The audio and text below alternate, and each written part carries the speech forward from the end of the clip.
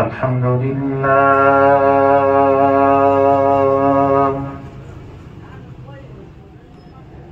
الحمد لله رب العالمين، والصلاة والسلام على سيد الأنبياء وأشرف المرسلين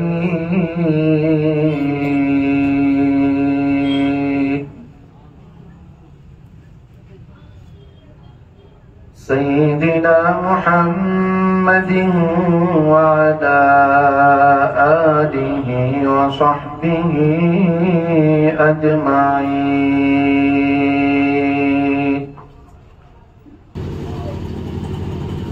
أعوذ بالله من الشيطان الرجيم. بسم الله الرحمن الرحيم. قل إن كنتم تحبون الله فاتبعوني يحببكم الله ويغفر لكم ذنوبكم والله غفور رحيم. صدق الله مولانا العلي العظيم. وقال النبي صلى الله عليه وسلم: المرء مع من أحب، أو كما قال صلى الله تبارك وتعالى عليه وعلى آله وصحبه وبارك وسلم تسليما كثيرا كثيرا كثيرا. سبحانك لا علم لنا إلا ما علمتنا إنك أنت العليم الحكيم. اللهم انفعنا بما علمتنا وعلمنا ما ينفعنا وزدنا علما. رب اشرح لي صدري ويسر لي أمري واحلل عقدة من لساني يفقه قولي. محترم صدر اجلاس، ذی وقار حضرات علماء، اسٹیج پر رونق افروز عمائدی اور محترم و مکرم حضرات سامعی، آپ حضرات سے ادب و احترام کے ساتھ گزارش ہے کہ یہ مجلس سرکار دو عالم، فخر آدم و فخر بنی آدم، نبی محتشم، رسول معظم، سید الاولین و سید الآخرین، شفیع المذنبین و رحمت للعالمین، ساقی کوثر، شافی محشر، احمد مجتبی محمد مصطفیٰ حبیب خدا صلی اللہ علیہ وآلہ وصحبہ وسلم کے مبارک نام پر سجی ہوئی ہے.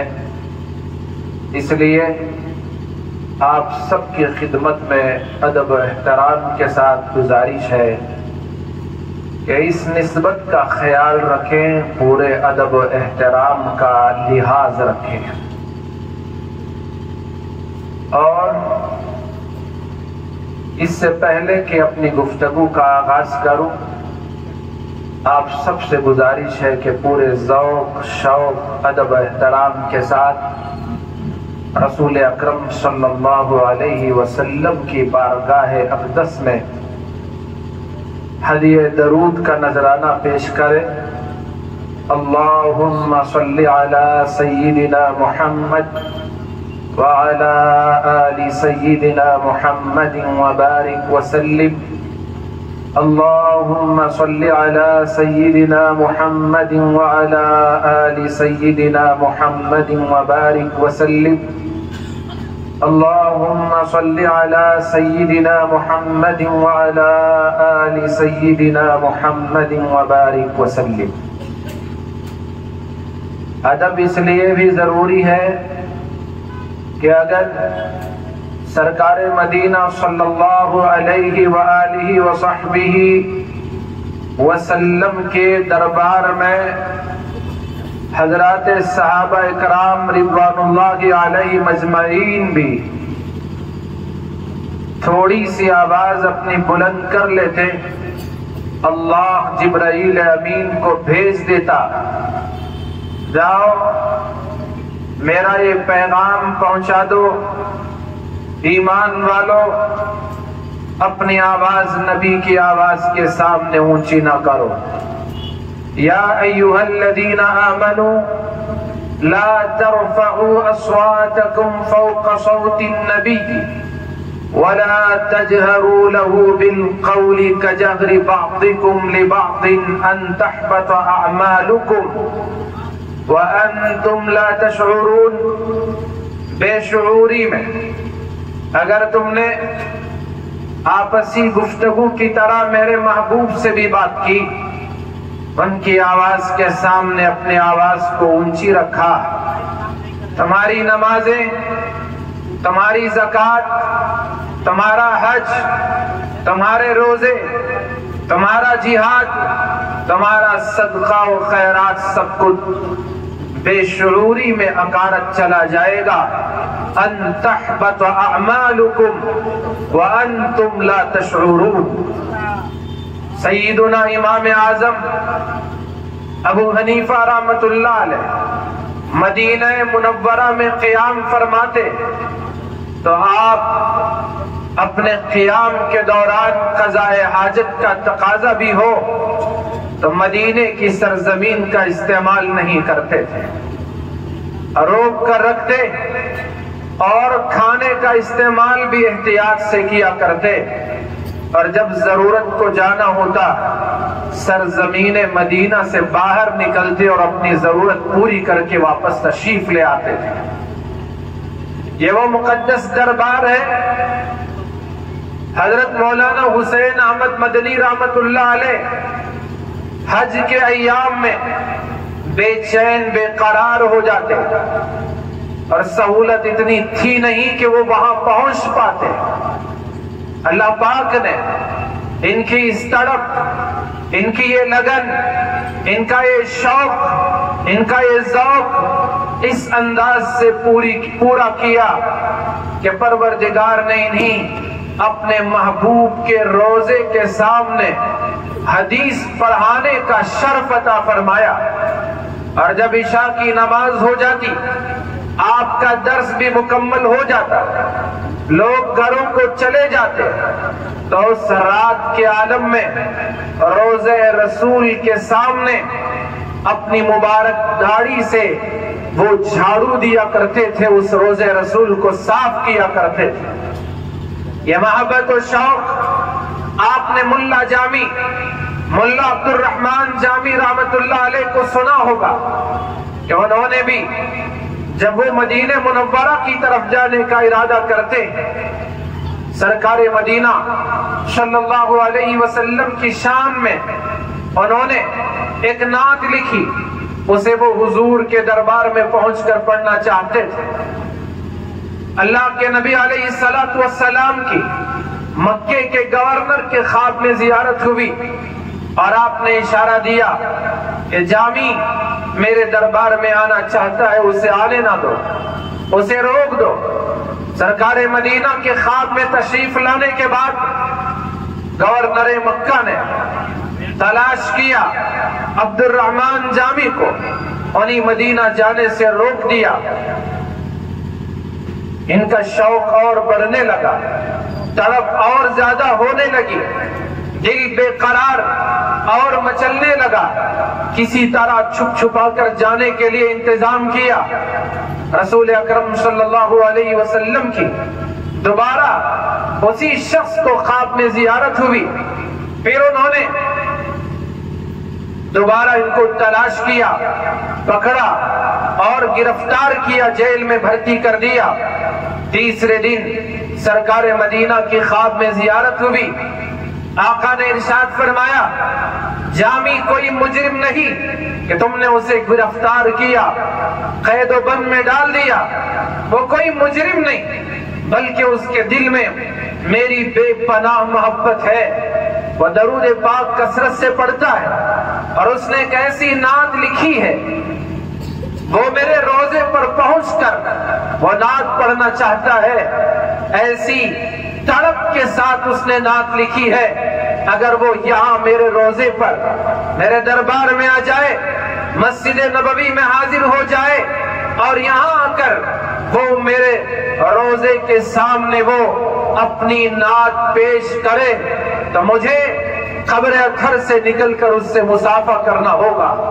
ऐसा बेकरार बंदा, ऐसी मोहब्बतें लिए हुए वो मेरे दरबार में पहुंचने वाला है। इसलिए मैंने रोकने के लिए कहा था, वरना अब्दुर्रहमान कोई मुजरिम नहीं, वो मेरा चाहने वाला, मुझसे मोहब्बत करने वाला, उसके दिल में बेपनाह मेरी मोहब्बत भरी हुई है। और मुझसे इतनी बहुत ज्यादा वो मोहब्बत करता है। जब मदीने मुनव्वरा पहुंचे, वहां उन्होंने वो नात जिन्होंने डूब कर इश्क में लिखी थी और रोज पढ़ते थे, और वहां जाकर उन्होंने वो नात पढ़ी।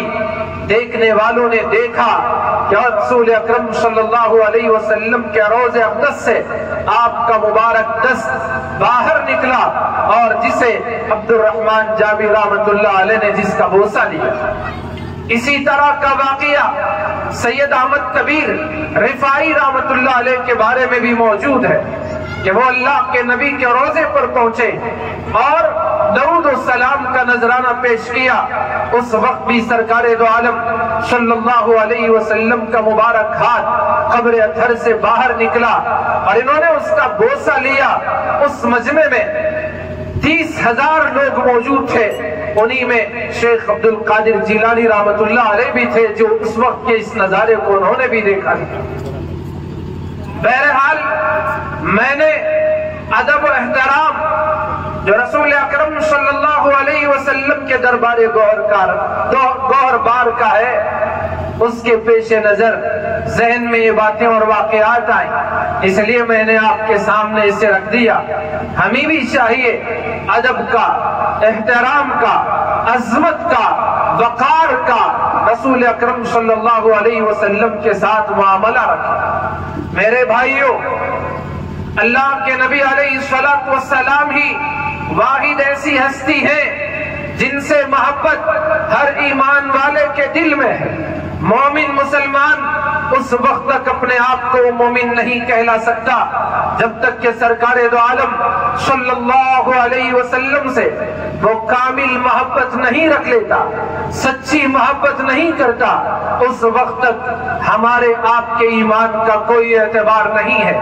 सरकारे दो आलम सल्लल्लाहु अलैहि वसल्लम के चाहने वाले, आपसे मोहब्बत करने वाले, आपसे इश्क करने वालों की एक लंबी फहरिस्त है जिन्होंने इश्क में डूब कर जिंदगी गुजारी। हजरत सहाबा इकराम रिज़वानुल्लाहि अलैहिम अजमईन, जैसा कि मौलाना ने फरमाया, आपके एक एक सुन्नत को दिलो जान से चाह कर अमल किया करते, दुनिया के दरबारों का लिहाज न किया, दुनिया की सरकारों का ख्याल न किया। जब हुजूर की बारी आती, आपकी सुन्नत का नंबर होता, उस सुन्नत को अपनाते और दुनिया वालों के तरीके को ठुकरा देते और बबांगे तोहल ऐलान करते, आतरुकु सुन्नत हबीबी लिहाउलाइल हुमका। दुनिया के बेवकूफ जो कुर्सी को अपना सब कुछ समझते हैं, ओहदे को सब कुछ समझते हैं, दुनियावी माल और दौलत को और जाहो शोहरत को वो अपना सब कुछ समझते हैं, ऐसे बेवकूफों के सामने वो रसूल अकरम सल्लल्लाहु अलैहि वसल्लम की किसी सुन्नत को छोड़ना गवारा नहीं करते थे।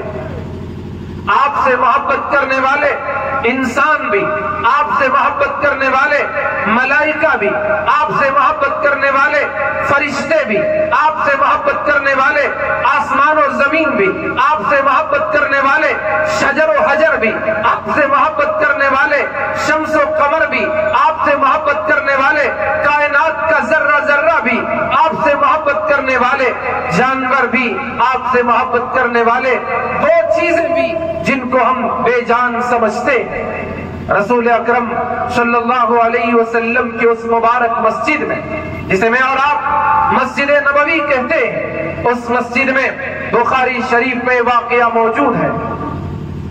آپ علیہ السلام ایک تنے سے، درخت کے ایک تنے سے سہارا لے کر خطبہ ارشاد فرمایا کرتے تھے۔ مسجد میں ایک صحابیہ نے ممبر بنوایا، جیسے آپ ہم اپنی مسجدوں میں دیکھتے ہیں کہ مسجد میں ممبر ہوتا ہے، خطیب جمعہ میں اس ممبر پر کھڑے ہو کر خطبہ ارشاد فرماتے ہیں، اللہ کی بات کہتے ہیں، رسول اکرم صلی اللہ علیہ وسلم کے ارشادات سناتے ہیں۔ میرے بھائیوں، آپ تو سونے کی بستی سے تعلق رکھنے والے ہیں، گولڈ کے شہر میں رہنے والے ہیں۔ انگریز نے یہاں کے زمین کا سونا تو چرا لیا، لیکن آپ جیسے سونے کو وہ چرا نہیں سکا۔ آپ تو یہاں کے گولڈ ہیں، اس سرزمین سے تعلق رکھنے والے۔ ہمارا یہ حال ہے، اکثر و بیشتر مسجدوں میں جمعہ میں آخری وقت میں پہنچتے ہیں، ہم نہیں جانتے اللہ قرآن میں کیا ہم سے کہتا ہے، ہم نہیں جانتے سرکار مدینہ صلی اللہ علیہ وسلم نے اپنی پوری زندگی میں ہمارے لیے کیا تعلیمات چھوڑی ہے، ہم نہیں جانتے صحابہ نے کیسی قربانیاں دی ہیں، ہم نہیں جانتے تابعین نے کیسے علم کو آگے پہنچایا، ہم نہیں جانتے اولیاء اللہ نے کیسی زاہدانہ زندگیاں گزاری، کیونکہ ہم اللہ اور اس کے رسول کی ان بزرگوں کے واقعات کو سننے کے لیے ہمارے پاس وقت ہی نہیں ہے۔ ہمیں کاروبار عزیز، ہمیں گھر بار عزیز، ہمارے کام عزیز، سب کچھ مقدم، اگر کوئی مؤخر ہے، بعد میں کرنے کی کوئی چیز ہے، وہ نماز ہے، وہ بھی جمعہ ہفتے میں ایک دن ہم مسجد پہنچتے ہیں، تاخیر سے پہنچتے ہیں، خدا اور اس کے رسول کی بات کو نہیں سنتے۔ بہرحال مسجد میں ممبر بنوایا گیا، اللہ کے نبی علیہ السلام اس ممبر پر کھڑے ہو کر خطبہ دینے لگے، اس ستون کا سہارا چھوڑ دیا۔ بخاری شریف میں موجود ہے کہ وہ ستون رونے لگا، وہ درخت کا وہ ستون، سوکھا درخت رونے لگا، بلبلانے لگا، بچوں کی طرح رونے لگا۔ اس کے بلکنے، اس کے تڑپنے، اس کے رونے کی آواز مسجد میں موجود صحابہ کرام نے سنی۔ رسول اکرم صلی اللہ علیہ وسلم ممبر سے نیچے تشریف لائے اور اس ستون کو اپنے سینے سے لگایا، تسلی دی، پھر آپ خطبہ دینے کے لیے تشریف لے گئے۔ صحابہ نے پوچھا، یا رسول اللہ، یہ ستون روتا کیوں ہے؟ کیوں وہ رو رہا ہے؟ اس کے رونے کی وجہ ہمیں سمجھ میں نہیں آئی۔ رسول اکرم صلی اللہ علیہ وسلم نے ارشاد فرمایا، میرے ساتھیوں، یہ ستون اس لیے رو رہا ہے کہ میں جب بھی خطبہ دیتا اس کا سہارا لے کر، اس کا ٹیک لے کر خطبہ دیتا، اب ممبر بنا دیا گیا، ممبر پر میں جیسے ہی پہنچا ستون کا سہارا نہ لیا تو میرے اس جدائی کے غم میں وہ رو رہا ہے۔ ایک ستون سرکار کی محبت میں، آپ کے فراق میں، آپ کی جدائی کے غم میں رو رہا ہے۔ رسول اکرم صلی اللہ علیہ وسلم نے اسے تسلی دیتے ہوئے فرمایا کہ اے ستون، اگر تو چاہے تو میں تجھے ہرا بھرا کر دوں، اللہ کے حکم سے تجھے ایسی جگہ لگا دوں جہاں قیامت تک آنے والے تیرا دیدار بھی کریں اور تیرا پھل بھی کھاتے رہے، کیا تو اس بات سے خوش ہے؟ تو اس ستون نے جواب دیا، یا رسول اللہ، تھوڑے وقت کی جدائی کو برداشت نہیں کر رہا ہو تو کیا میں ہمیشہ کی جدائی کو برداشت کر سکوں گا؟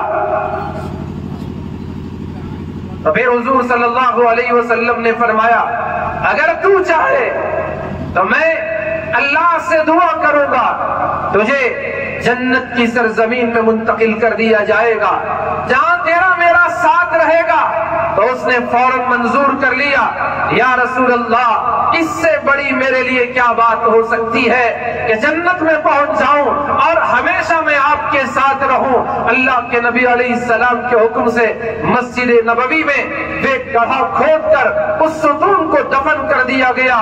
مسجد نبوی میں آج بھی ایک ستون اس ستون کے نام اور اس کی یاد میں لگایا گیا ہے، اس کا نام ہے اسطوانہ حنانہ، رونے والا ستون۔ حضور کے غم میں رونے والے ستون کا نام سے ایک ستون مسجد نبوی میں آج بھی موجود ہے۔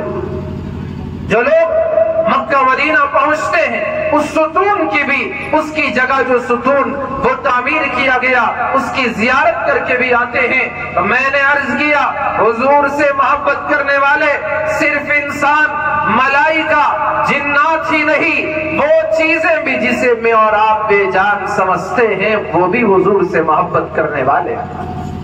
ایک صحابی سرکار دو عالم سرور کونین صلی اللہ علیہ وسلم کی خدمت میں پریشان ہو کر پہنچتے ہیں۔ اللہ کے نبی علیہ السلام نے دیکھا اور آپ نے فرمایا، کیوں اتنا غمگین، کیوں اتنا پریشان، کیا وجہ ہے بتاؤ؟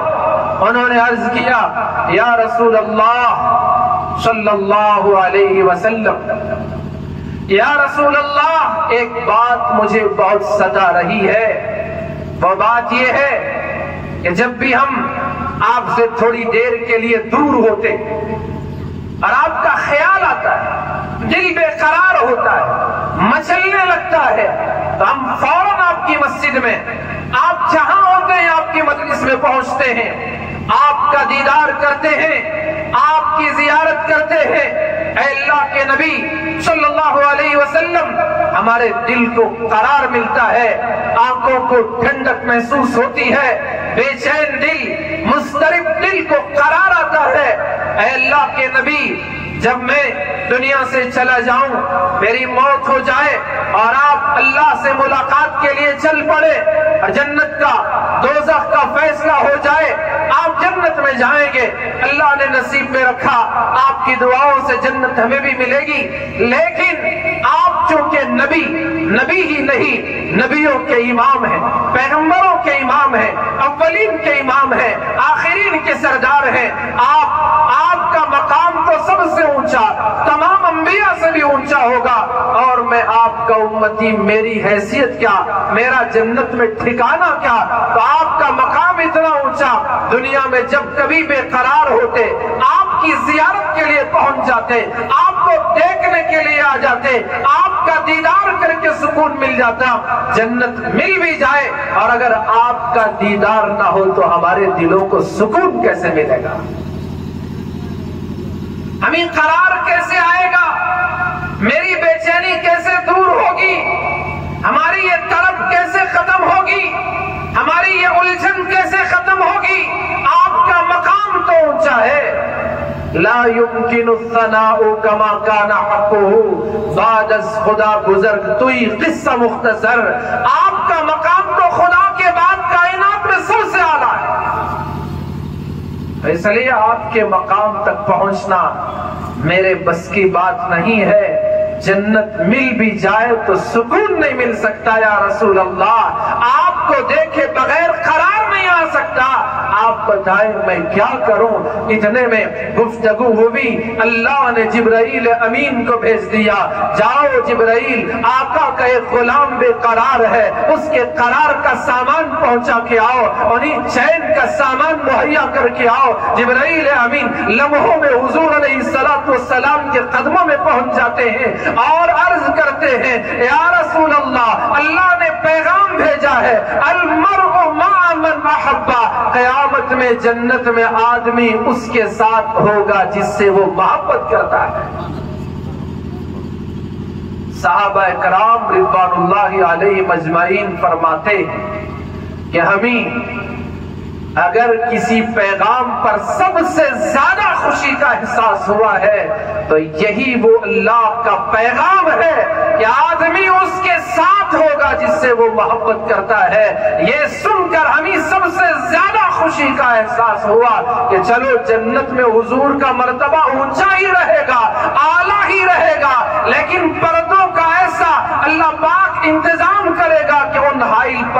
ختم کر کے ایسا احساس امتیوں کو کرائے گا کہ وہ حضور کے قریب ہو۔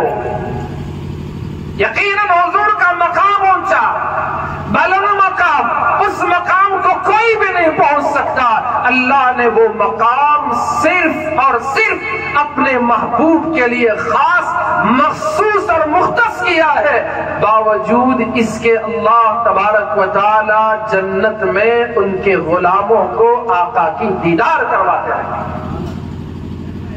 جنت میں کچھ ملے نہ ملے، حضور کا دیدار مل جائے تو پھر یہ ساری دنیا کے خزانے، یہ دولت، جمع پونجی، ہماری جوانی، ہماری عمر، ہماری زندگی، ہمارے ماں باپ، اولاد، کائنات کا ذرہ ذرہ قربان ہو جائے، حضور کی زیارت نصیب ہو جائے۔ میرے بھائیوں، ایک بات یاد آئے، میں اور آپ ہمیشہ کے لیے رہنے دنیا میں نہیں آئے۔ کوئی ہے مائی کا لال، ہاتھ اٹھائے بتائے کہ میں یہیں رہوں گا یا اتنے سال جیوں گا، 100 سال سے پہلے نہیں مروں گا، 80 سال جیوں گا۔ کوئی مائی کا لال اٹھے اور کہے کہ میں اتنے سال جیوں گا، کوئی نہیں جانتا۔ تبارک الذی بیدہ الملک وہو علی کل شیء قدیر الذی خلق الموت والحیاۃ۔ وہ جانتا ہے موت کو وہی جس نے موت کو پیدا کیا، زندگی کی سانسیں اور زندگی کے ایام کو، لیل و نہار کو جانتا وہی ہے جس نے زندگی کو وجود بخشا ہے۔ اس کے علاوہ کوئی اپنی موت، اپنی کمائی اور اپنی بھاگ دوڑ کی یہ دنیا کی زندگی کو کوئی نہیں جان سکتا۔ بارش کے نزول کو کوئی نہیں جان سکتا۔ قیامت کب آئے گی کسی کو پکا یقین علم کسی کے پاس نہیں ہے۔ تو اس طرح اللہ رب ذوالجلال کو ہی اس کا علم ہے، ہم کو نہیں ہے، لیکن اس کا تو یقین ہے کہ ہم سب کو مرنا ہے، موت آئے گی، اللہ کے دربار میں پیش ہونا ہے۔ افحسبتم، اے میرے بندو، میری بندیوں، کیا تم نے یہ گمان کر لیا، یہ خیال کر لیا، انما خلقناکم عبثا، کہ ہم نے تمہیں ایسے ہی بیکار پیدا کر دیا ہے، وانکم الینا لا ترجعون، اور یہ کہ تم ہماری طرف نہیں لوٹائے جاؤ گے۔ یقیناً اللہ نے ہمیں پیدا کیا، یقیناً ہم سب کی موت کا وقت مقدر و مقرر ہے، یقیناً ہم سب کو اللہ کے دربار میں پہنچنا ہے، حساب دینا ہے۔ جب ہماری موت آئے، ہمارے رشتہ دار، ہمارے چاہنے والے، ہمارے دیوانے، محبت کرنے والے، ہمارے محسنین اور وہ جن پر ہم نے احسان کیا، چاہنے والے سب جمع ہوں گے ہمارے اوپر، وہ دعا کریں گے، ہماری نماز پڑھ دیں گے اور ہمیں قبر کے حوالے کر دیں گے۔ قبر میں ہمارے باپ کا چہرہ نہیں دکھایا جائے گا، قبر میں ہماری اولاد کا چہرہ نہیں دکھایا جائے گا، قبر میں سرکار مدینہ احمد مصطفیٰ محمد مصطفیٰ صلی اللہ علیہ وآلہ وصحبہ وسلم کا چہرے انور کا دیدار کرایا جائے گا۔ فاسق و فاجر مرنے والا اس کو بھی زیارت کرائی جائے گی، ایمان والا، اللہ کے نبی سے سچی محبت رکھنے والا وہ بھی دنیا سے جائے تو اس کو بھی قبر میں سرکار مدینہ صلی اللہ علیہ وسلم کی زیارت کرائی جائے گی۔ سوال کیا جائے گا، ایک تو اللہ کا سوال ہوگا، من ربک، کون ہے جس کی تو نے عبادت کی، کون ہے تمہارا پالنہار؟ مومن مسلمان جواب دے دے گا، ربی اللہ۔ سوال کیا جائے گا، دین کسے تو نے اپنایا، کون سا طریقہ تو نے چنا، اسلام کا یا غیر اسلام کا؟ مومن جواب دے گا، اگر وہ مومن نہیں، فاسق و فاجر، جواب نہیں بن پڑے گا۔ اور حدیث میں آیا، قبر میں مرنے والے کو سرکار دو عالم صلی اللہ علیہ وسلم کا چہرہ دکھایا جائے گا اور پوچھا جائے گا، ما تقول فی ھذا الرجل، ما تقول فی ھذا الرجل، ما تقول فی ھذا الرجل، کیا کہو گے آپ ان صاحب کے بارے میں، اس ہستی کے بارے میں، تم کیا جانتے ہو؟ میرے بھائیوں، حدیث میں آیا، شارحین حدیث نے بتایا، جو اللہ کے نبی کی سنتوں پر مر مٹنے والا ہے، آپ سے محبت کرنے والا ہے، آپ سے عشق کرنے والا ہے، حقیقت میں آپ کے طریقے کو اپنانے والا ہے، وہ کہے گا یہ تو وہ ہیں جن کا میں غلام۔ یہ ہمارے آقا جناب محمد رسول اللہ صلی اللہ علیہ وسلم ہے۔ اللہ کرے کہ مجھے اور آپ کو اس کی توفیق مل جائے۔ اللہ تبارک و تعالی ہمیں یہ سعادت نصیب فرمائے۔ اللہ رب ذوالجلال صحیح جواب دینے کی سکت ہم سب کو عطا فرمائے۔ بھئی اگر فاسق و فاجر آپ کے چہرے انور کو تو دیکھے گا لیکن نہیں پہچان پائے گا، کہے گا ہے افسوس لا ادری، میں نہیں جانتا کہ یہ کون ہے۔ دنیا میں زندگی آپ کے طریقے کے خلاف گزارا تھا، آپ کی سنتوں کو چھوڑ کر گزارا تھا۔ میرے بھائیوں، آج کے اس میلاد کے جلسے میں، آج کے اس سیرت کے عظیم جلسے میں آپ تہیہ کر لیں، مضبوط ارادہ کریں، عزم مصمم کر لیں کہ میری زندگی، میری حیات، میرا جینا اور میرا مرنا سب اللہ کے نبی علیہ السلام کے لیے ہوگا، آپ کی سنتوں کے مطابق ہوگا۔ یہ تہیہ کر لیں اور عزم مصمم کر لیں، میرے رب کی قسم دنیا کی کوئی طاقت ایسی نہیں جو آپ کی آنکھوں میں آنکھ ڈال کر بات کرنے کی ہمت کر سکے۔ نبی کا غلام افریقہ کے جنگلوں میں پہنچتا ہے، اعلان کرتا ہے او جنگل کے درندوں چرندوں، نبی کے غلام آئے ہیں، صبح ہونے سے پہلے جنگل خالی کر دینا۔ جانوروں نے جنگل خالی کر کے بتا دیا کہ نبی کے غلاموں کا یہ استقبال ہے کہ ان کے حکم پر ہم سب اپنے ٹھکانوں کو چھوڑ دیتے۔ دریا نے راستے دے دیے، سمندروں نے گھوڑوں کو راستے دے دیے، کیوں؟ نبی کے غلام آ رہے ہیں۔ دنیا کی کوئی طاقت، وقت کا سپر پاور، جیسے مولانا نے فرمایا اس وقت کا ایران سپر پاور، روم کی طاقت نبی کے غلاموں کے سامنے نہیں ٹھہر سکے، کیوں؟ وہ سچے غلام تھے، وہ عاشقان مصطفیٰ صلی اللہ علیہ وسلم تھے۔ میں نے آتے ہی بورڈ دیکھا آئی لو محمد صلی اللہ علیہ وسلم کا۔ ہمارے یہ بورڈ، ہماری زبان سے یہ کہنا بہت ہی خوبصورت ہے، بولنا چاہیے، بار بار بولنا چاہیے۔ میرے رب کی قسم دنیا کی کوئی طاقت عاشق رسول کے دل سے اللہ کے نبی کی محبت کو نہیں نکال سکتا۔ مسلمان مر جائے گا، مسلمان مٹ جائے گا، مسلمان لٹ جائے گا، مسلمان کٹ جائے گا، لیکن اپنے نبی کی محبت کو کبھی چھوڑ نہیں سکتا۔ تو اس لیے یہ جو ہمارے بیانر، یہ جو ہمارا بول، یہ جو ہماری گفتار، خواہش یہ ہے کہ کردار میں آ جائے، ہمارا کردار وہ ہو جائے جو اللہ اور اس کے رسول صلی اللہ علیہ وسلم چاہتے ہیں۔ ہماری عبادت صلو کما رأیتمونی اصلی ایسی ہو جائے جیسے رسول اللہ صلی اللہ علیہ وسلم نے بتایا۔ اسی طرح دنیا والوں کے ساتھ ہمارا معاملہ ویسا بن جائے جیسے اللہ کے رسول علیہ السلام نے کیا۔ بڑوں کا ادب، والدین کی عظمت، چھوٹوں کے ساتھ شفقت، بچوں کی تربیت و پرورش، اور جتنے معاملات ہیں، تجارت کا معاملہ اور دوسرے معاملے، اللہ کے نبی علیہ السلام کی سنت کے عین مطابق ہو جائے اور ہماری زندگی ایسی بن جائے، کوئی دیکھے تو کہے دیکھو نبی کا غلام جا رہا ہے، بیٹھے تو کہے دیکھو مصطفیٰ کا غلام بیٹھا ہوا ہے، اٹھے تو کہے دیکھو اٹھنے کا انداز اللہ کے نبی علیہ السلام کی سنت کے مطابق ہے۔ یہ ہماری زندگی، پوری زندگی ایسے ہی بن جائے، یہ ہمارا کردار بن جائے، اس طرح کے اخلاق بن جائے تو ہمارا جینا اور مرنا دونوں کامیاب۔ اور آج لوگوں نے مخلوق کی خدمت کو اپنا ایک فیشن بنایا، اپنا نام کرنے کا ایک ذریعہ بنایا۔ لیکن اسلام اس کی ترغیب نہیں دیتا. ترغیب دیتا ہے کہ آپ مخلوق کی خدمت کریں، خوب خدمت کریں. اللہ کی مخلوق اللہ کا کنبہ ہے. حضور علیہ الصلوۃ والسلام نے ارشاد فرمایا الخلق عیال اللہ، ساری مخلوق اللہ کا کنبہ ہے.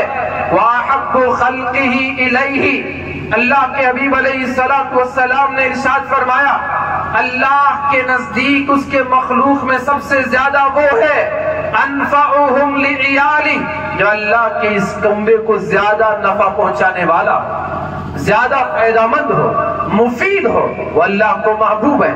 اللہ کو راضی کرنے کے لیے مخلوق کی خدمت کرنا ہے. میرے بھائیوں، اگر دین اسلام کا خلاصہ دو لفظوں میں، دو جملوں میں اگر کوئی پوچھے تو اس کا جواب یہ ہے دین اسلام کا خلاصہ ایک تو خالق کی عبادت ہے اور دوسرا مخلوق کی خدمت ہے. صحابہ نے دنیا میں اپنی کامیابی کے جو پرچم گاڑے تو اسی لیے کہ انہوں نے دن میں مخلوق کی خدمت کو اپنا مشغلہ بنایا. رات میں اٹھتے، اللہ کے سامنے کھڑے ہوتے، مانگتے مولا ہماری عبادتوں کو قبول فرما لے، اے اللہ خدمتوں کو قبول فرما لے. رات میں اللہ سے تعلق، دن میں بندوں کی خدمت. اللہ پاک نے جہاں وہ قدم رکھتے کامیابی ہی کامیابی، کامرانی ہی کامرانی ان کے مقدر کر دیتا. وجہ اس کی یہی تھی کہ انہوں نے دین اسلام کو مکمل اپنایا تھا. ہم نے آج یہ دو شعبے الگ کر لیا ہے. ایک وہ جماعت جو مسجدوں کا رخ کرتی ہے، نماز اور عبادتوں کا رخ، اور ایک وہ جماعت جو سوشل ویلفیئر، سماجی خدمت کا کام کرتی ہے. جب یہ دونوں کام اگر کسی میں جمع ہو تبھی وہ سچا مسلمان ہے، کامل مومن ہے. صرف خالق کی عبادت دین اسلام کا پیغام نہیں، صرف مخلوق کی خدمت دین اسلام کی پہچان نہیں. یہ دونوں مل کر خالق کی عبادت بھی، مخلوق کی خدمت بھی، یہ دونوں مل کر دین اسلام بنتے ہیں. اس لیے میرے بھائیوں، ہم نماز میں صف اول کے مصلی ہوں گے اور خدمت میں بھی صف اول میں شریک ہو کر لوگوں کی مدد کریں گے. سرکار دو عالم صلی اللہ علیہ وسلم کے دنیا سے پردہ فرمانے کے بعد امیر المومنین حضرت ابو بکر صدیق رضی اللہ تعالیٰ عنہ خلیفہ بنے. اور جب وہ خلیفہ بنائے گئے ایک دفتر مرتب کیا کہ کون کمزور ہے، کون پریشانی کا شکار ہے اور اس کے لیے کون مدد کرے گا. دفتر میں نام لکھے ہوئے تھے، فلاں یتیم بچہ تو اس کی کفالت کرنے والے کا نام بازو، فلاں بیوہ اس کی خدمت کرنے والے کا نام بازو، فلاں بے سہارا اس کا سہارا بننے والے کا نام اس کے بازو. پورا دفتر موجود تھا، خدمت کا ایک پورا چارٹ موجود تھا. تو اس دفتر میں، اس چارٹ میں، اس بک میں حضرت عمر رضی اللہ عنہ کی نگاہ پڑتی ہے اور اس کو وہ اٹھاتے، کھولتے. بے سہارا لوگوں کی فہرست کے بعد سہارا دینے والوں کا نام ہوتا ہے. پڑھتے پڑھتے ایک جگہ پہنچتے ہیں کہ کمزور بڑھیا کا نام لکھا ہوا ہے لیکن اس کے معین و مددگار کا نام بازو لکھا ہوا نہیں تھا.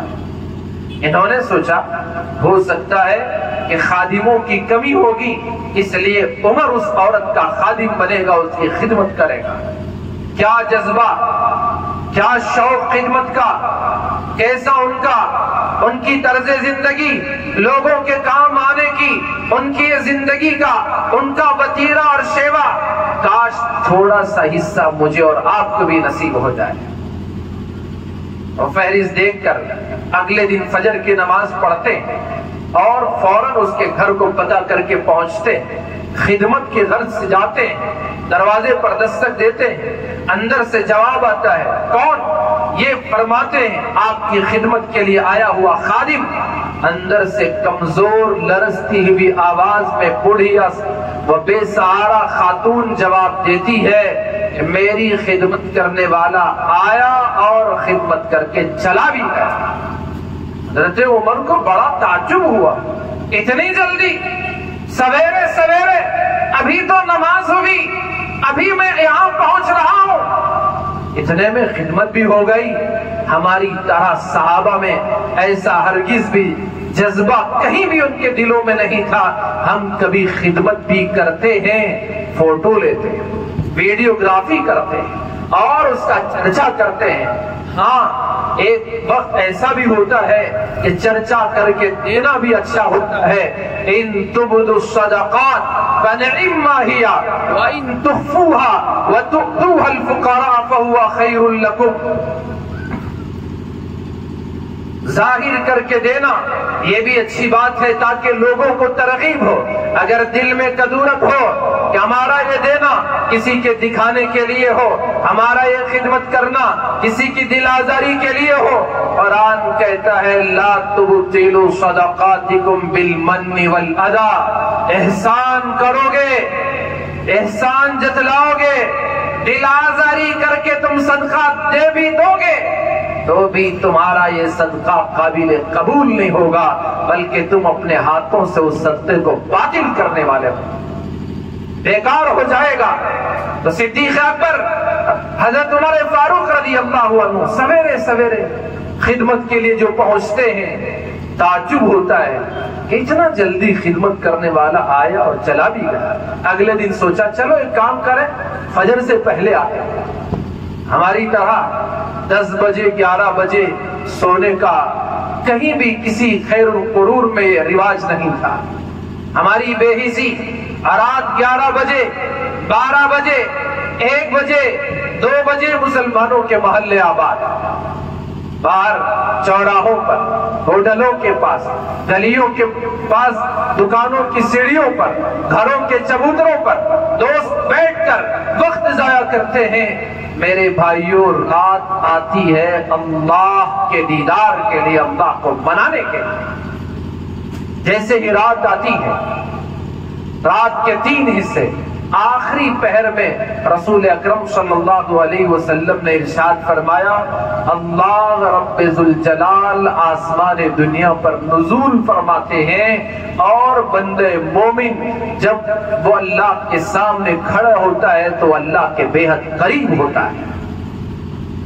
رسول اکرم صلی اللہ علیہ وسلم راتوں میں اٹھتے تھے, لمبی نماز پڑھتے تھے, اتنی لمبی نماز ادا کرتے تھے آپ کے پاؤں سوج جاتے تھے, ورم آ جاتے تھے. اللہ کو آپ پر پیار آتا. توجہ سے سنیں, بہت اہم بات ہے.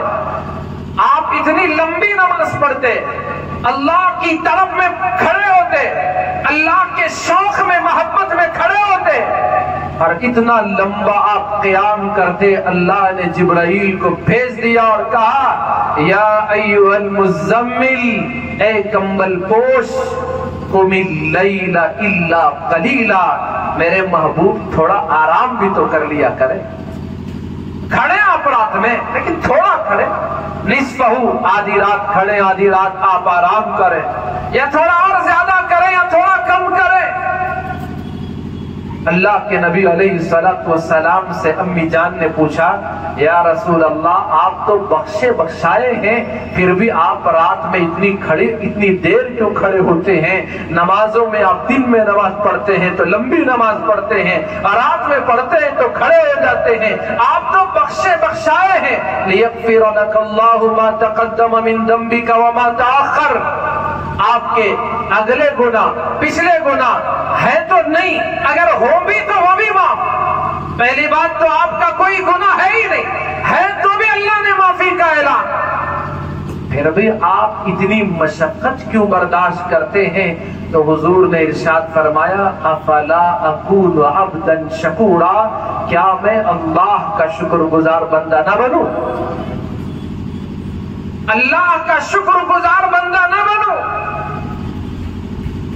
تو یہ ان کی زندگی کا معمول تھا. رات میں جلدی سوتے, صبح جلدی اٹھتے, فجر کی نماز سے پہلے اس گھر پہنچے اور دروازہ کھٹکھٹایا, کہا خدمت کے لیے عمر حاضر ہوا ہے.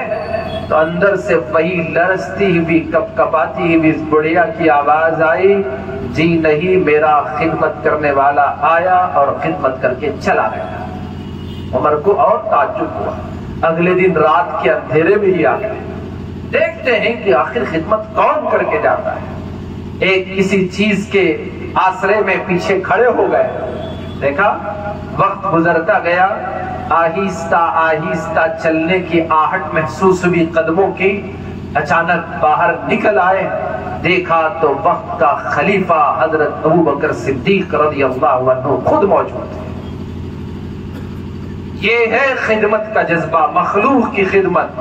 دین اسلام خالق کی عبادت اور مخلوق کی خدمت کا نام ہے. خدمت ایسی رات کے اندھیرے میں اللہ اور اس کے فرشتے تو دیکھ سکتے ہیں اور کوئی انسان کی نظر بھی نہیں پڑ رہی. تو میرے بھائیوں، ہمیں مذہب اسلام کا صحیح معنوں میں پیروکار بننے کی ضرورت ہے.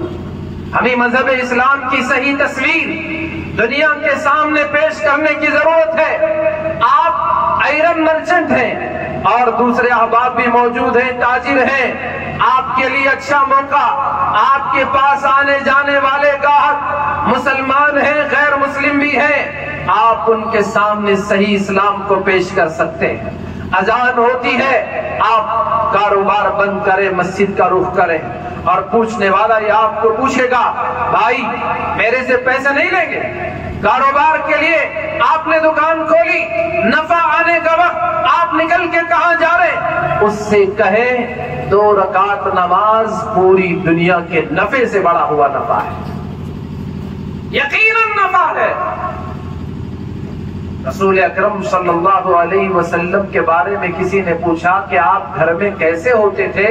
تو امی جان فرماتی ہے گھر والوں کا ساتھ دیتے تھے، لیکن جیسے ہی بلال اللہ اکبر کہتے آپ گھر سے ایسے نکلتے تھے گویا آپ گھر والوں کو جانتے پڑتے تھے.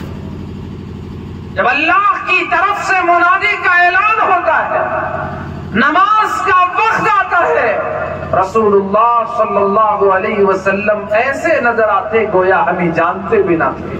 آپ فوراً مسجد کی طرف نکل جاتے، اللہ کے حضور پہنچ جاتے تھے. میرے بھائیوں، آپ ہی بتائیں، آقا علیہ الصلوۃ والسلام نے نماز کو اتنی اہمیت دی ہے تو کس لیے دی؟ اس لیے دی کہ کہیں 14ویں صدی کا مسلمان نماز سے غافل نہ ہو جائے. کاروبار کو اہمیت دے کر نماز سے غفلت نہ کر بیٹھے. ملازم اپنی ملازمت کو زیادہ قیمت دے کر وہ اللہ کی عبادت سے غافل نہ ہو جائے.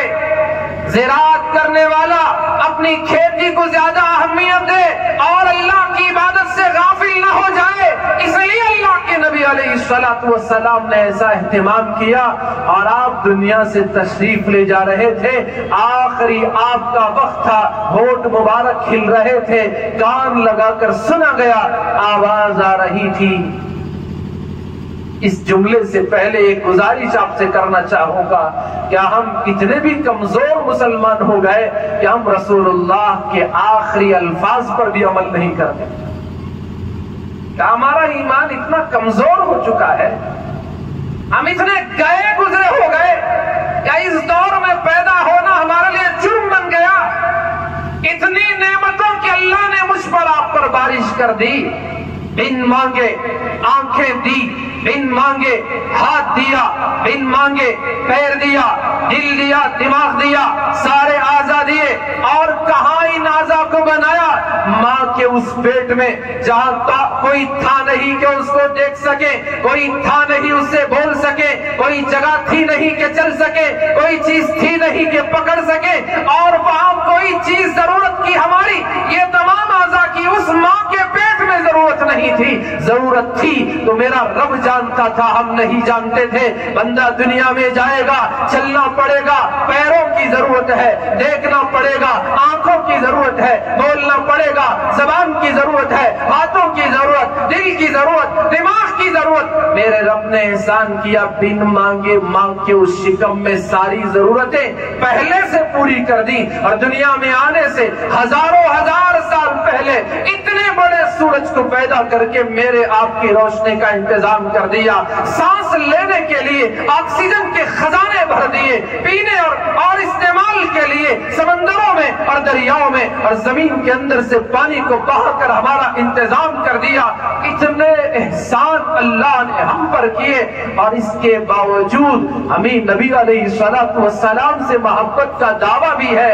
और आप दुनिया से तशरीफ ले जाते हुए फरमाते हैं अस्सलाह अस्सलाह वमा मलकत ऐमानुकुम, लोगों नमाज का ख्याल रखो, लोगों नमाज का एहतमाम करो, लोगों नमाज से गाफिल ना हो जाओ, अपने मातहतों का ख्याल करो, उन पे जुल्म न करो। अस्सलाह वमा मलकत ऐमानुकुम। मेरे भाइयों, क्या हम इतने भी गए गुजरे हो गए? मेरे दोस्तों, क्या हम ऐसे रसूल अकरम सल्लल्लाहु अलैहि वसल्लम के चाहने वाले इतने भी घटिया बन गए? क्या आपने जिंदगी भर जो तालीमात दी उसे भी तो अपनाना जरूरी है, हम छोड़ नहीं सकते। क्या आपके आखिरी अल्फाज की भी हमारे पास आज लाज न रही? आप तन्हाई में बैठे, अंधेरे में बैठे या मस्जिद में नमाज के बाद बैठ जाएं और अपने आप में अपने गिरेबान में झांक कर देखें, अगर मैं मुसलमान हूं तो फिर क्यों नबी की इस वसीयत पर अमल नहीं कर रहा? अगर मैं मोमिन हूं तो फिर नबी अलैहिस्सलाम की इस हिदायत से क्यों गाफिल हूं? अभी गौर करें, फिर आपका ईमान जागेगा, बेदार होगा, दिल में रोशनी महसूस होगी, फिर अल्लाह के हुक्म पर चलना हमारे लिए आसान हो जाएगा। मैंने बात शुरू की थी अदब और एहतराम के साथ कि हजरात सहाबा, औलिया, नबी अलैहिस्सलाम के दीवाने, कितनी अल्लाह के नबी से मोहब्बत करने वाले और कैसा अदब एहतराम करने वाले। खुद खालिक़े कायनात अपने महबूब से कितनी मोहब्बत करता है, ऐसी मोहब्बत, और साथ में बंदों को अदब भी सिखाया कि मोहब्बत कितनी भी क्यों ना हो जाए, कभी भी तुम मेरे महबूब का नाम बेअदबी से ना लेना। कुरान पाक की 6600 आयतों में कहीं आपको या अहमद या मोहम्मद हुजूर को सल्लल्लाहु अलैहि वसल्लम अल्लाह ने ऐ मोहम्मद करके पुकारा हो आपको नहीं मिलेगा। जब पुकारा फरमाया या अय्युहल मुज़्ज़म्मिल, पुकारा तो कहा या अय्युहल मुद्दस्सिर, पुकारा तो फरमाया ताहा, आपको अगर निदा देनी है तो फरमाया यासीन, और कभी फरमाया या अय्युहन नबिय्यु, कभी फरमाया या अय्युहर रसूल, कभी अब्दुल्लाह कहा। अल्लाह तबारक व तआला ने अपने महबूब को अलकाब से पुकारा, गोया बंदों को तालीम दी, मेरा महबूब मोहब्बत करो, अपनी जगह बेअदबी कभी भी न करना, वो अदब का मकाम है। और अदब का इतना ऊंचा मकाम है, शायर ने क्या खूब कहा, हजार बार बुशोएम दहन ज मुश्को गुलाब, हजार बार बुशोएम दहन ज मुश्को गुलाब, हुनूज नामे तो गुफ्तन कमाले बेअदबीस। या रसूल अल्लाह, हम अपने जबानों को, अपने मुंहों को हजार बार पानी से नहीं बल्कि मुश्क से धो लें, सबसे उम्दा खुशबू मुश्क से, गुलाब से हजार मर्तबा भी धो लें, फिर भी आपका नाम इन गंदी जबानों से लेना बेअदबी नहीं बल्कि बेअदबी का कमाल है। आपका ये मकाम, ये ऊंचा और आला मर्तबा है। अल्लाह तबारक व तआला ने आपका मकाम इतना बुलंद कर दिया। सय्यदुना इब्राहीम अलैहिस्सलाम ने अल्लाह से दुआ की, वजअल ली लिसाना सिद्क़िन फिल आखिरीन, ऐ अल्लाह बाद वालों में मेरे जिक्र खैर को जारी फरमा दे। मांग कर लिया, अल्लाह पाक ने नवाज भी दिया। एक तरफ इसहाक और याकूब, ये सिलसिला अंबिया का चला, इन नबियों ने अपने दादा हजरत इब्राहीम की अपनी अपनी उम्मतों को पहचान कराई, और दूसरी नस्ल हजरत इस्माइल अलैहिस्सलातु वस्सलाम से चली। आपकी नस्ल में मेरे और आपके आका जनाब मुहम्मदुर रसूलुल्लाह सल्लल्लाहु अलैहि वसल्लम तशरीफ लाए। हर जमाने और दौर में उनका जिक्र खैर होता रहा, लेकिन जब अल्लाह को अपने महबूब को देने की बारी आई, अल्लाह तबारक व तआला से महबूब ने नहीं मांगा, अल्लाह ने खुद फरमाया मेरे महबूब दूसरे नबी मांग कर लेते हैं और मैं तुम्हें चाह कर देता हूँ। वरफ़अना लका ज़िक्रक, ورفعنا لک ذکرک، محبوب ہم نے آپ کے ذکر کو بہت بلند کر دیا ہے. اور کتنا بلند؟ جبرائیل امین کو بھیج دیا اور فرمایا، جبرائیل امین نے آ کر خوشخبری سنائی، یا رسول اللہ، اللہ پیغام دیتے ہیں اذا ذکرت ذکرت معی، میرے محبوب جب بھی میرا ذکر کیا جائے گا ساتھ میں آپ کا بھی نام لیا جائے گا. خطیب خطبے میں جہاں اللہ کا نام لیتا ہے سرکار مدینہ صلی اللہ علیہ وسلم کا نام لیتا ہے. مؤذن اذان میں اللہ کا نام لیتا ہے، سرکار دو عالم صلی اللہ علیہ وسلم کا نام اور شہادت بھی دیتا ہے. ایمان میں داخل ہونے کے لیے انسان کلمہ پڑھتا ہے.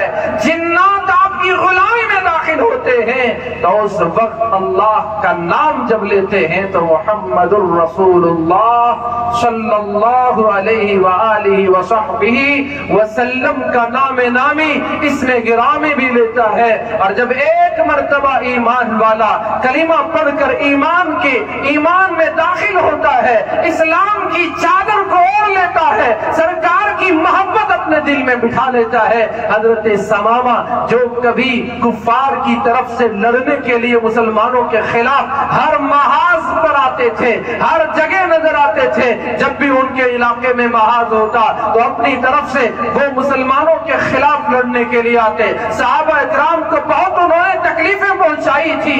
اتفاق سے یمامہ کے یہ رہنے والے حضرت ثمامہ گرفتار کر لیے گئے. حضور اقدس صلی اللہ علیہ وسلم کے دربار میں انہیں لایا گیا اور آپ سے بچایا گیا. یا رسول اللہ، یہی وہ شخص ہے جو بار بار صحابہ کو تکلیف دیتا ہے، آپ کے ماننے والوں کو تکلیف دیتا ہے. اے اللہ کے نبی، یہ آج مسلمانوں کے ہاتھ لگا ہے، ہم آپ کے قدموں میں اسے جھکا کر لائے ہیں. سرکار نے فرمایا، مدینے کی ہماری مسجد کے ایک ستون سے اسے باندھ دو. اللہ کے نبی کے ان صحابہ نے اس کو ستون سے باندھ دیا. اللہ کے نبی کا منشا یہ تھا کہ یہ صحابہ کو دیکھے، ان کی نمازوں کو دیکھے، ان کے رکوع کو دیکھے، ان کے سجدے کو دیکھے، صحابہ کی گفتار کو دیکھے، ان کی سچائی کو دیکھے، ان کے امانت کے معاملے کو دیکھے، ان کے ادب و احترام کو دیکھے، ان کی دعا میں لجاجت، تضرع، آہوزاری کو دیکھے. اس کا دل نرم پڑ جائے گا. اللہ کے نبی کا یہ منشا تھا. ستون سے اسے باندھ دیا گیا. اگلے دن سویرے سرکار اس کے قریب آئے اور پوچھتے ہیں، بتاؤ ثمامہ کیا حال ہے؟ تو وہ جواب دیتا ہے، اگر تم نے میرا قتل کیا میری قوم آپ سے بدلہ لے گی، اور اگر احسان کر دیا تو میں ہمیشہ آپ کا احسان یاد رکھوں گا. سرکار نے اسے ویسے ہی چھوڑے رکھا. اگلے دن آئے، وقت پر کھانا پینا اور ساری ضرورتیں پوری کرنے کا وقت دیا جاتا، پھر ستون سے باندھ دیا جاتا. اگلے دن آپ تشریف لائے، پھر سوال کرتے ہیں، ثمامہ بتاؤ کیا حال ہے؟ تو وہ یہی جواب دیتے ہیں، ان تقتل منتقما، اگر آپ نے قتل کیا قوم بدلہ لے گی، اور احسان کیا تو ہمیشہ آپ کا احسان یاد رکھوں گا. آپ نے اسی حال میں چھوڑ دیا. تیسرے دن آپ تشریف لائے، وہی سوال دوہرایا، اس نے وہی جواب دیا. سرکار نے حکم دیا کہ اس کی رسی کو کھول دیا جائے، اس کو چھوڑ دیا جائے. اور جیسے ہی رسی کھولی گئی اسے چھوڑ دیا گیا تو یہ مسجد سے باہر نکلتے ہیں. قریب میں جو پانی موجود تھا وہاں پہنچتے ہیں، غسل کرتے ہیں، وضو کرتے ہیں، پھر دوڑے دوڑے آپ کی خدمت میں پہنچتے ہیں. پوچھا گیا، ثمامہ کیا حال ہے، کیوں آ گئے؟ ہم نے تو تمہیں آزاد کر دیا. وہ جواب دیتے ہیں زبان حال سے، اب آپ کا در ملا ہے تو چھوڑ کر کہاں جاؤں گا؟ پھر انہوں نے عرض کیا، یا رسول اللہ ہاتھ بڑھائیں، کلمہ پڑھ کر مسلمان ہوتا ہوں، آپ اپنی کملی میں مجھے بھی شامل فرما دیں. رسول اللہ صلی اللہ علیہ وسلم نے کلمہ شہادت پڑھایا، ایمان لائے، مسلمان ہوئے. پھر عرض کرنے لگے، یا رسول اللہ، ایمان لانے سے پہلے، یعنی آپ کے دیدار سے پہلے، آپ کے ہاتھ میں میرا ہاتھ دینے سے پہلے، پوری دنیا میں اگر کوئی دین مجھے ناپسند تھا تو آپ کا دین تھا. اور اب میں کہتا ہوں، آپ کے ہاتھ میں ہاتھ دینے کے بعد پوری دنیا میں اگر کوئی دین مجھے محبوب ہے تو آپ کا دین محبوب ہے۔ پھر عرض کرنے لگتے ہیں یا رسول اللہ مجھے شہروں میں آپ کے شہر سے سب سے زیادہ نفرت تھی، لیکن جیسے ہی میں نے آپ کو دیکھا، آپ کے ہاتھ میں ہاتھ دے دیا، پورے دنیا کے شہروں میں اگر کوئی شہر مجھے محبوب ہے تو وہ آپ کا شہر مجھے محبوب ہے، آپ کی بستی پسندیدہ ہے۔ اور پھر عرض کرتے ہیں اے اللہ کے محبوب صلی اللہ علیہ وسلم، آپ کو دیکھنے سے پہلے، آپ کے ہاتھ پر ایمان لانے سے پہلے اگر کوئی چہرہ مجھے ناپسند تھا، کوئی فیس مجھے مبغوض تھا تو وہ آپ کا چہرہ تھا، اور آپ کے ہاتھ میں ہاتھ دینے کے بعد یا رسول اللہ دنیا میں اگر کوئی چہرہ مجھے محبوب ہے تو آپ کا چہرہ محبوب ہے، آپ مجھے سب سے زیادہ محبوب ہے، پسند ہے۔ اور پھر کہنے لگے اے اللہ کے رسول، مکے والوں نے آپ کو بڑا ستایا ہے، تکلیفیں پہنچائی ہیں، مکے کو اگر کوئی چیز اناج پہنچنا ہے تو وہ ہمارے گاؤں سے ہو کر پہنچتا ہے، یمامہ سے ہو کر اناج پہنچتا ہے۔ اے اللہ کے محبوب صلی اللہ علیہ وسلم، میں اب قسم کھاتا ہوں کہ کوئی اناج کا دانہ اب مکہ نہیں جانے دوں گا۔ حضور نے ارشاد فرمایا سمامہ اپنی محبتیں اپنی جگہ، لیکن میں کسی کا اناج بند کرنے کے لیے نہیں آیا، آپ یہ کام نہیں کر سکتے۔ ان کا اناج، ان کا غلہ، ساری چیزیں یہ برابر اپنی پرانی طرح سے وہ جاری رہیں گی۔ تو مجھے عرض کرنا یہ ہے کہ دین اسلام اللہ کی عبادت اور مخلوق کی خدمت کا نام ہے، اور ہمارے ایمان کا کمال سرکار دو عالم صلی اللہ علیہ وسلم کی کامل محبت ہے۔ اور اگر ہمیں ساتھ رسول اللہ صلی اللہ علیہ وسلم کا ہونا ہے تو ہمیں تیار ہونا ہے کہ ہم سب سے زیادہ میرے اور آپ کے آقا جناب محمد الرسول اللہ صلی اللہ علیہ وسلم سے محبت کرنے والے بن جائیں۔ اخیر میں حضرات علماء کا، بالخصوص منتظمین کا، اور جنہوں نے اس حقیر کو یہاں آنے کی دعوت دی، ان تمام کا اور آپ تمام سامعین کا دل کی گہرائیوں سے شکریہ ادا کرتا ہوں کہ آپ نے اس ناچیز کو آپ کے سامنے کائنات کی سب سے عظیم ہستی کے بارے میں تھوڑا سا بولنے کا موقع عنایت فرمایا۔ اللہ رب ذوالجلال آپ تمام کو جزائے خیر عطا فرمائے، آپ کی دنیا بھی اچھی بنائے اور آخرت بھی کامیاب و کامران بنائے، آمین ثم آمین، وآخر دعوانا ان الحمدللہ رب العالمین۔ حاضرین، ایک اہم اور ضروری بات ہے، آپ کو بھی معلوم ہے کل سے کاسٹ سنسس ہونے جا رہا ہے،